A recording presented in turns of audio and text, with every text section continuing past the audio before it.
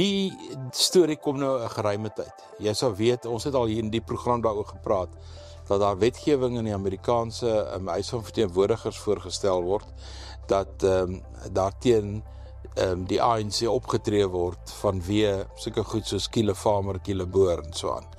En dan is daar ook die Amerikaners wat nou gesê het, na die G20 beraad, dat hulle gaan ons vervang met Poland vir 2026.